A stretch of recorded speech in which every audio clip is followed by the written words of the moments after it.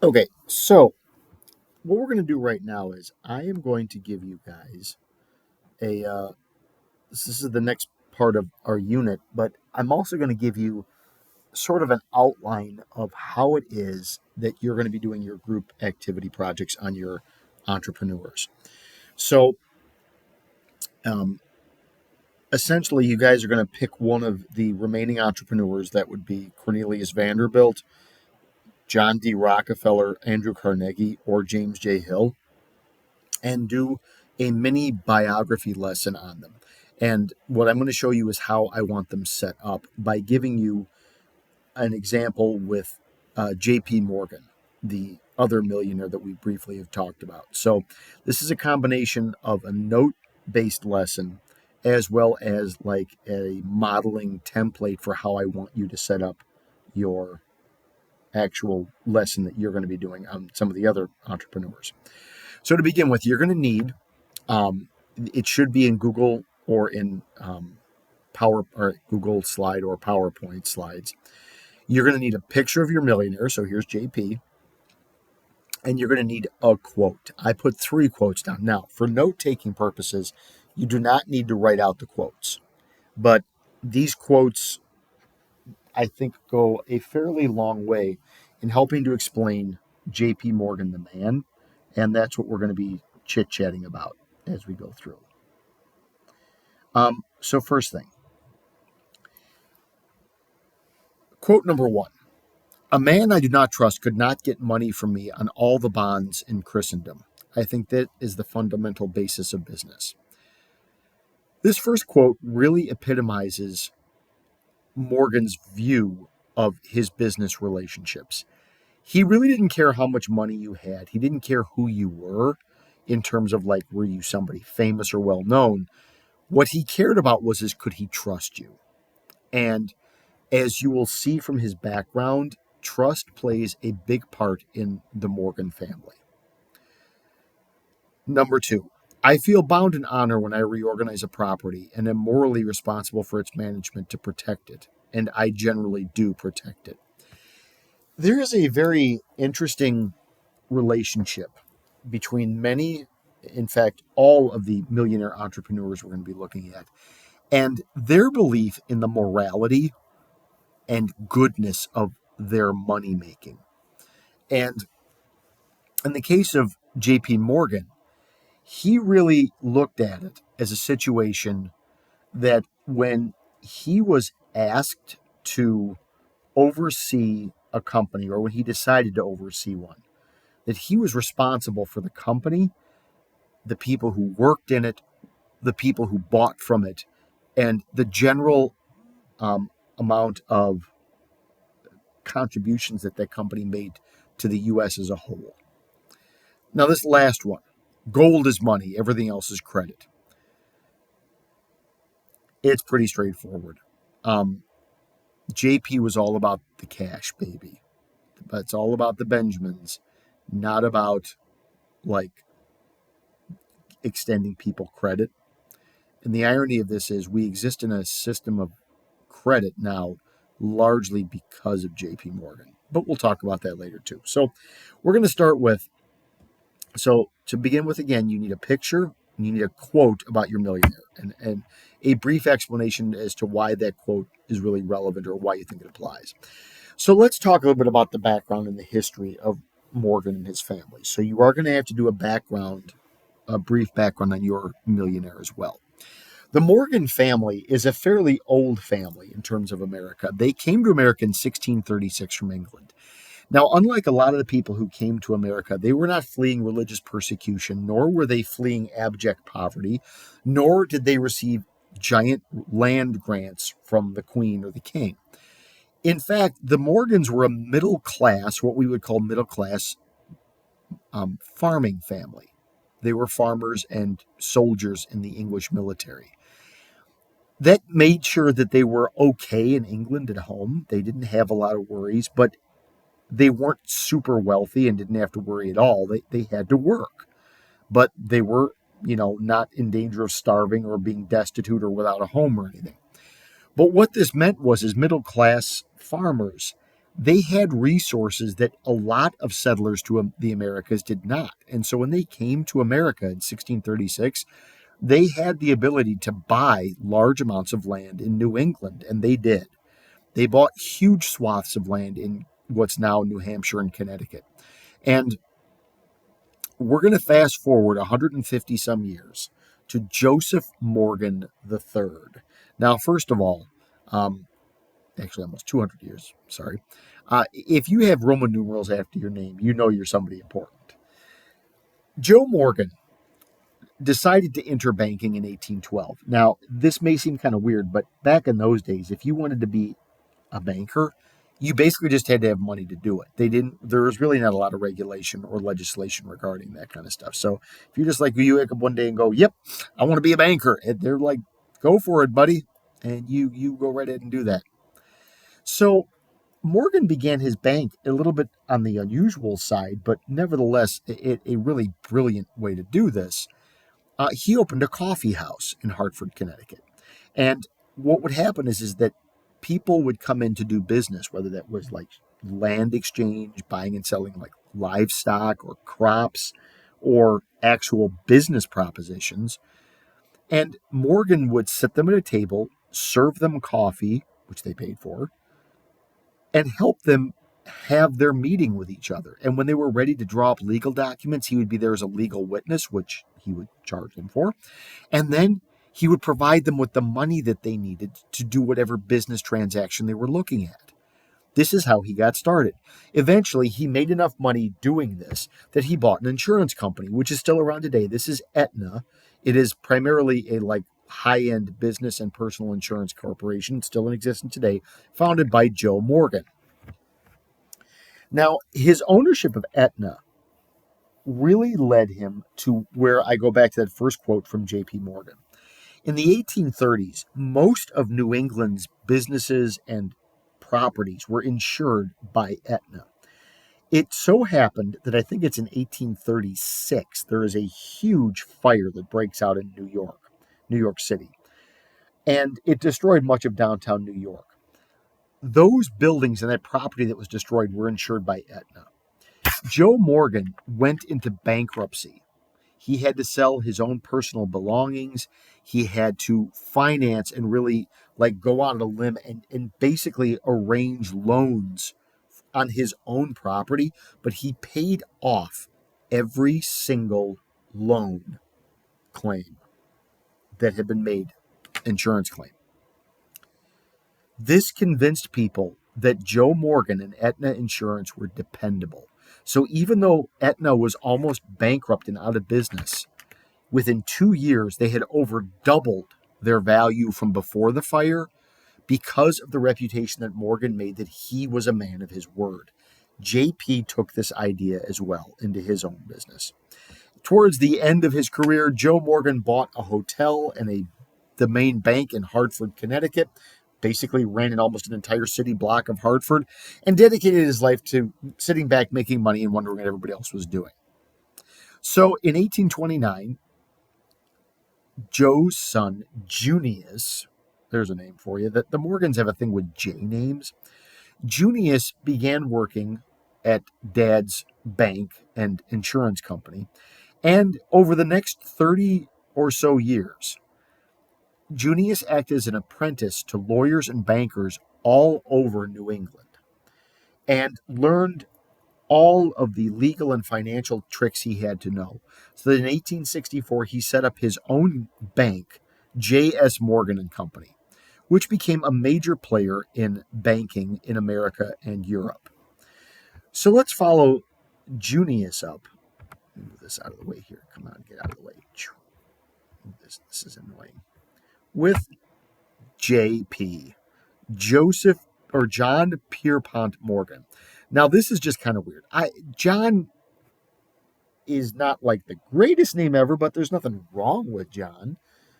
But if you knew Morgan well enough to call him on a first name basis, you either called him JP or you called him Pierpont. He didn't like John, which I just think is kind of strange, but okay. So he was born to Junius in 1837. Early on, J.P. Morgan attended public school in Connecticut. Now, you guys have to realize that public school back 200 years ago was not like it is now. Public schools were run by churches. And basically what happened was is the government just gave money to the church and said, educate people. And that's all the government did. That's the only part the government played. And early on, this is where JP went to school. Now, one thing that's going to be kind of interesting, you are going to need to sort of look at the education background as well as the personal history background of your millionaire. Morgan is one of the only men and is the only one of the group that we're talking about who actually has a formal university education. Some of the guys we're talking about never made it past grade school. Some of them never really went to school at all. One of them dropped out of high school. One of them went to like community college, like a WCTC or MATC type of thing. Now, this should be as no surprise. Morgan was really good at math and finance. Go figure. Grandpa was an insurance agent and a banker. Dad was a banker. Math and finance just kind of come easy to Morgan's. He was sent off to university in Europe. And this makes perfect sense that he attended university in Switzerland and the area that was Germany. It was not a country yet, but the area itself was just referred to as like the German states. Switzerland was the banking hub of Europe. So it makes perfect sense that this is where he would go. And JP double majored in math and art history, which is kind of an interesting combo. In his days in university, he became fluent in French and German as well as his native English, which were the major banking languages at the time. And he returned to America and began to work for J.S. Morgan and Company eventually. Now, his first real foray into private business. So something else that's different. Morgan was already rich before he went into business. His family was exceptionally wealthy. In like about 1859, the U.S. government, in its amazing infinite wisdom, decided that it needed new rifles for the army. So they sold off all the old guns. And dirt cheap. I mean, sometimes we're talking about like pennies on the dollar, where it's like the gun normally would cost $10 to buy. They would sell it for 10 cents if they had to, just to get rid of the things. JP Morgan bought thousands of these guns off the U.S. government. A little over a year later, the Civil War breaks out. The government has not yet restocked the army with rifles. They end up going to JP Morgan and buying back at a huge expense all the guns that they sold him. Morgan made a $125,000 profit reselling guns to the Union Army. There's nothing illegal or suspect or anything else about this. It really just goes to show how stupid the government is occasionally. After the Civil War was over, Morgan used the money that he had made during the war to join with a partner named Anton Drexel and form Drexel Morgan and Company, which were a banking firm. With Drexel's later death in 1895, Morgan bought out his share of the company and changed it to J.P. Morgan and Company, where they specialized in business consolidation and reorganization. So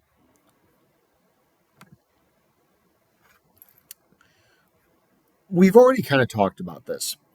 Consolidation is when you join together companies and make new companies out of them, like new, bigger companies.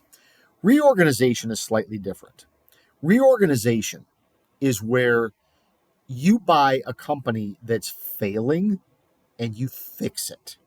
You figure out what's wrong with it and you make it better. This is what Morgan specialized in. He would buy failing companies and then fix them. He would just look at a company and go, you know what? This company's got a great idea. It's got a great product, but they're doing X, Y, and Z wrong. So Morgan would simply buy the company up super cheap at a big discount, like, maybe for 10 or 20% of what it was actually worth, but he would pay cash. He would then take the company. He would fire a bunch of people, put new people in who knew what they were doing. They would then restructure how the company did business. And within a few years, they were super profitable.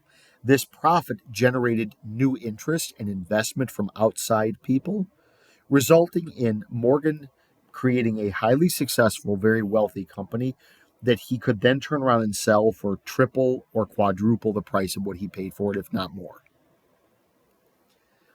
In some cases, he held on to them and then joined them with other companies, consolidating them. Here's a list briefly of the companies that Morgan owned.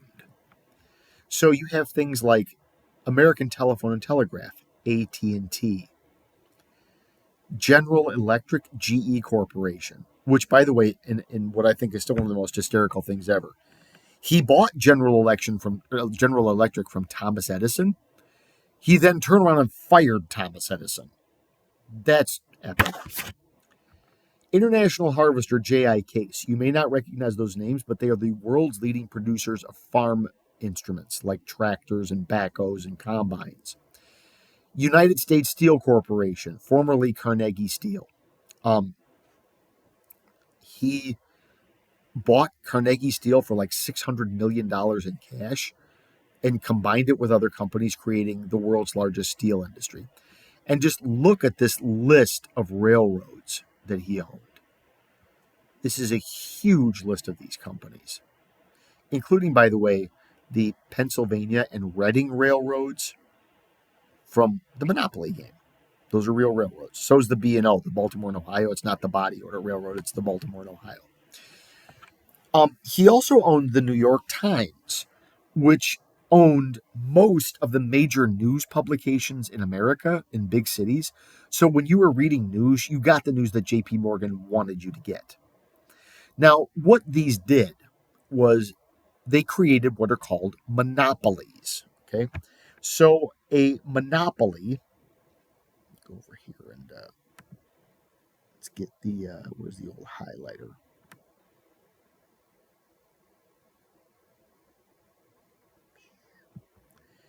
Okay, a monopoly is a company that controls basically all of one particular good or service. And a little bit later, we're going to talk about there's two different kinds of monopolies. And the way that Morgan usually created a monopoly was by making a company called a trust.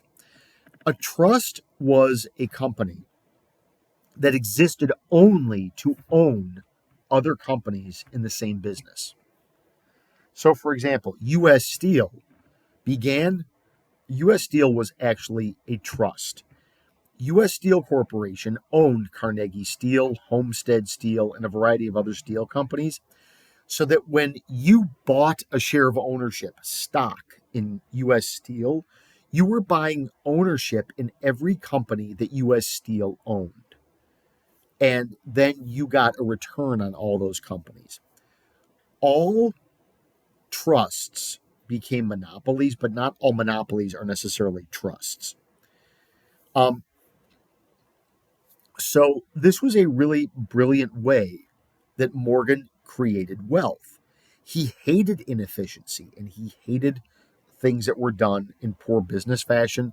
And in his view, monopolies and trusts created efficiency. Another thing that created efficiency is this concept here, the concept of interlocking directorates. Now, this one is a little bit harder to understand, but I'm going to try my best to explain it. An interlocking directorate is when you have the same group of people who run multiple companies that are different from each other. But those companies all need what the other company does. So, for example, let's suppose you have a group of 6 people who own or who are put in charge of a lumber company. They cut down trees and they make lumber, processed lumber. Those same 6 people are then put in charge of a railroad company because the railroad company is needed to haul the lumber. They are then also put in charge of a steel company, which the railroad company needs the steel to make the railroad cars, to put down the tracks, and they need the lumber from the lumber company to form the bedding for the railroad tracks, as well as the material that the cars are made out of, aside from steel. And this same group of six people buys a coal or an oil company to provide the fuel for the trains and to run the factories that power the lumber mills and to run the factories that power the steel mills and to provide the fuel for those as well.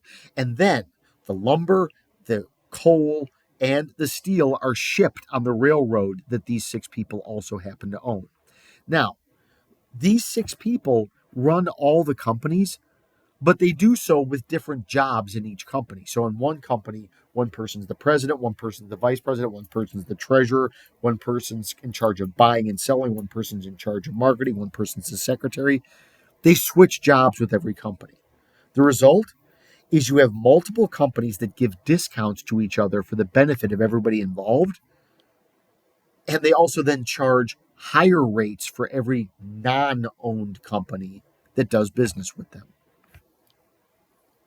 It's ingenious. Now, monopolies, trusts, and interlocking directorates are now all illegal. But at the time, they weren't. What made them illegal was how JP Morgan used them. Now, last but not least, there is the issue of gold. And this goes back to the third observation. So, the second observation on the quote about the moral obligation to reorganize it and protect it, efficiency protected these companies, and efficiency was achieved through making them into monopolies or making them part of trusts or consolidating them or having interlocking directorates control them. The third thing is the idea of gold is money, everything else is credit. In 1895, the United States government ran out of gold. How does the government run out of gold? It's a long story, but it has to do with the not so smart business decisions of Benjamin Harrison, president at the time. In 1895, the U.S. economy tanked and we had no gold. The U.S. government went to J.P. Morgan and got from J.P. Morgan 3.5 million ounces of gold in exchange for government bonds. Now, let's just put this in perspective here real quick, because there are 12 ounces to a pound for gold. I know normally it's 16 ounces per pound, but these are what are called troy ounces. They're actually slightly heavier than a normal ounce. 12 ounces to a pound in gold. So we're going to take 3.5 million, 1, 2, 3, 4, 5 million ounces divided by 12. That is 291,667 pounds of gold. So let's divide that by 2,000, and we get J.P. Morgan sold the U.S. government almost 146 tons of gold. That is a lot of money. And let's just look at this right now, too, real quick. 3.5 million ounces of gold. And currently, gold is going for about $2,100 an ounce. That's a lot of cash, kids. So that's $7 billion in gold. This is at a time when the U.S. government's entire budget for a year was not even $1 billion, or about $1 billion. That's a whole heap of cash right there. Now, he didn't just do this out of the kindness of his heart. What Morgan got out of this was the government agreed to pay him back in 30 years. And they gave him treasury bonds.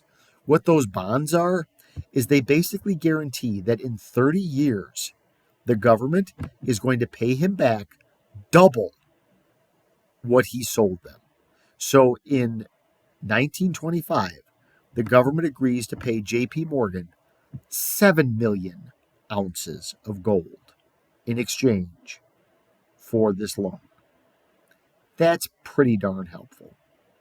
Now, the next lesson, we'll talk about Morgan's worldview and him as a person, and that'll also be something that you have to do as well.